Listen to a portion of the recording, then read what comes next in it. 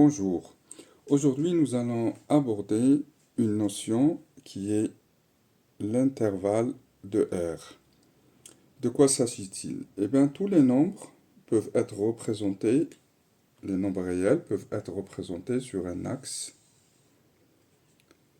d'origine O, 0, et on les appelle les nombres x qui vont de moins l'infini à plus l'infini. Lorsque on choisit un nombre A, et un deuxième nombre B, on définit une position ou ça s'appelle un intervalle, c'est-à-dire l'intervalle AB. On va de A vers B avec des nombres croissants. Donc, et on note A, B, tous les nombres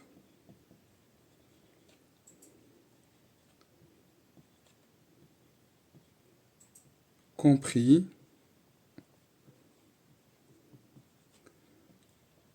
entre A et B. Lorsque on met l'intervalle dans le sens interne comme ça vers A, ça veut dire que A peut être, que le nombre qui est dans cet intervalle peut être égal à A. Donc, comment je vais écrire l'inégalité, c'est-à-dire le nombre ici qui est entre A et B, si je l'appelle X, X va appartenir à l'intervalle A, B. Cela peut s'écrire par une inégalité X inférieur ou égal à B, inférieur ou égal à A. Donc ça, c'est le premier cas. Maintenant, si X ne peut pas être égal à A, X, il faut qu'il soit strictement supérieur à A. Donc, X va être compris, il est inférieur ou égal à B, il peut être égal à B, mais il est strictement supérieur à A. Comment je vais écrire ça? C'est-à-dire X appartient à A. Regardez, je mets l'inverse et j'écris B. Et comme il appartient à B, B je le prends. Pour se souvenir de cela, pour ne pas se tromper, eh ben, j'ai un moyen mémotechnique, c'est que A n'appartient pas, c'est-à-dire A ne peut pas, X ne peut pas être égal à A, donc je ne mets pas cette barre-là, je ne le prends pas. C'est-à-dire, j'imagine que A peut tomber, alors que là, non, A, B, il est pris. Donc, X peut être égal à B. D'autres cas peuvent se poser, c'est que X est strictement inférieur à B.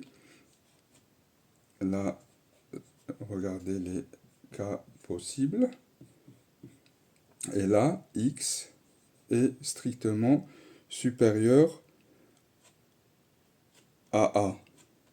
Comment je vais écrire ça? Eh bien, je vais écrire que X appartient à l'intervalle. Et là, je prends aucun des deux. Donc, A, B. Et là, je ne prends pas le B, donc je mets l'intervalle de l'autre côté. Maintenant, je peux avoir le dernier cas. Donc, j'ai un cas, deux cas, trois cas. Et le dernier cas, c'est que X A est inférieur ou égal à X, inférieur strictement à B. Donc, X va appartenir à l'intervalle. Comme je prends le A, donc je prends le A, mais je ne prends pas le B. Je mets comme ça. Voilà quatre cas possibles pour les intervalles, l'intervalle entre A et B. Donc, maintenant, lorsque on dit que X est juste supérieur ou égal à A. C'est-à-dire tous les x qui sont jusqu'à l'infini, jusqu'à plus l'infini, sont considérés dans ce cas-là. Donc x va appartenir à l'intervalle A, puisque je le prends, et je vais aller jusqu'à plus l'infini. Alors que si j'écris que x est inférieur ou égal à A, donc x va appartenir à l'intervalle moins l'infini et A. Et vous remarquez que l'infini, on note toujours que c'est un nombre qu'on ne prend pas, parce que c'est un nombre qu'on ne peut pas atteindre. Voilà pour cette partie et cette notion d'intervalle. Si vous avez des questions, vous pouvez les poser dans les remarques. Merci et à bientôt.